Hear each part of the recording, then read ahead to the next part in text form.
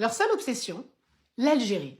Voilà plusieurs semaines, pour ne pas dire plusieurs mois, que politiques, polémistes, chroniqueurs en tout genre, de droite et d'extrême droite, pilonnent les médias et les réseaux sociaux de leur hostilité et parfois de leur haine de l'Algérie. Les relations diplomatiques entre ces deux nations sont extrêmement tendues, mais en réalité, ont-elles été un jour apaisées?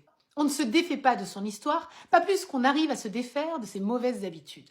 La condescendance à l'égard de l'Algérie, pays souverain libéré par le sang de son propre peuple, pousse même un ministre de l'Intérieur à tenir des propos au-delà de son périmètre de ses fonctions, sans être rappelé sévèrement par son Premier ministre lui-même empêtré dans l'affaire d'agression sexuelle des enfants de Betaram, ou encore le silence d'un président de la République qui n'est plus que l'ombre de sa propre stratégie.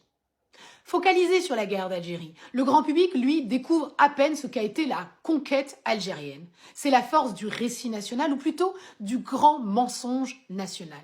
L'hypocrisie française de proclamer dans le même temps les droits de l'homme et en parallèle de bâtir un empire colonial fait de sang, de viols et de famine à une période où les conquêtes sanglantes étaient censées être d'un autre temps. Rien ne ravive cette histoire de domination et de confrontation.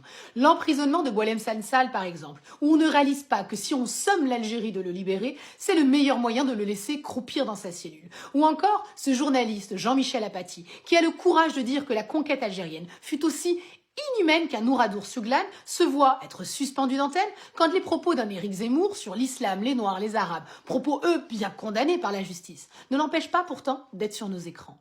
Dans un pays malade de son islamophobie et de son racisme, il n'en fallait pas plus à certains nostalgiques de l'Algérie française pour penser pouvoir faire un match retour. Et si l'on suit le point de vue tronqué, franco-français, si l'Algérie n'existait pas avant la conquête, si l'Algérie c'était la France, alors notre pays a vécu la plus sanglante des guerres civiles de son histoire et l'armée française a donc tué volontairement des Français.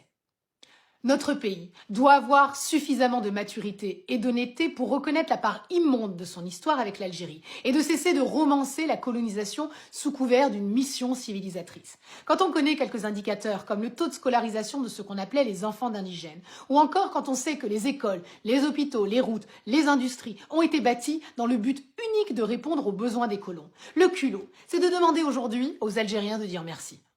La méconnaissance, ou plutôt la mauvaise foi des polémistes, est de vouloir remettre en cause les accords d'Évian pour une poignée de visas. Quand on sait que les accords d'Évian ont surtout permis à la France de réaliser des essais nucléaires dans le Sahara, de conforter une position militaire et d'exploiter allègrement les ressources algériennes, et ce pendant des décennies après la guerre, pour le plus grand bonheur des entreprises françaises.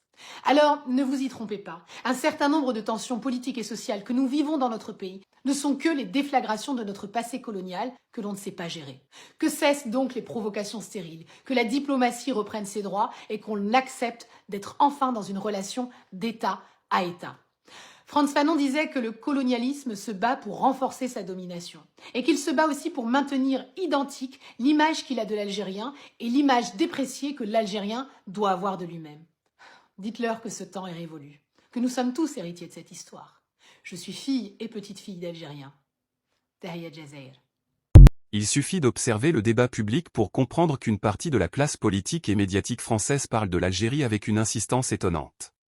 Le journaliste français Christophe Glaise a été condamné en appel à 7 ans de prison par la justice algérienne. Quelle leçon vous en tirez? La leçon qu'il faut que la France arrête de se laisser humilier. Il y a un total déséquilibre entre la relation entre l'Algérie et la France. On n'a pas grand-chose à attendre de l'Algérie. Depuis plusieurs mois, certains polémistes et responsables politiques multiplient les prises de position abruptes, souvent détachées des réalités historiques. Cela crée l'impression que les relations entre Paris et Alger sont constamment sous tension, mais ont-elles réellement connu une période de sérénité durable depuis 1830? L'héritage colonial continue d'influencer chaque échange. Lorsqu'on revient aux faits, on se rend compte que la conquête de l'Algérie a été un processus particulièrement violent. Des archives militaires françaises font état de pratiques comme les « enfumades » du Dara en 1845, documentées par le général Pélissier, ou encore les razzias décrites par l'historien Benjamin Stora. Malgré ces réalités connues, le récit public français met souvent l'accent uniquement sur la guerre d'Algérie, laissant dans l'ombre les 120 premières années de colonisation. La France du XVIe siècle défendait les droits de l'homme tout en imposant un régime d'exception en Algérie, le Code de l'indigénat, établi officiellement en 1881, limitait sévèrement les libertés des Algériens et instaurait des sanctions collectives. Les écoles, hôpitaux et infrastructures, souvent présentés comme un legs positif, ont été conçus en priorité pour les colons européens, le taux de scolarisation des enfants algériens était inférieur à 10% en 1954 selon les données officielles de l'époque.